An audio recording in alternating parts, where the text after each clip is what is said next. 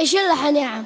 الله الله أغليتها من حبها مثل العسل حالي، من حبها صرت أنا مجنون. أغليتها من حبها مثل العسل حالي، من حبها صرت أنا مجنون.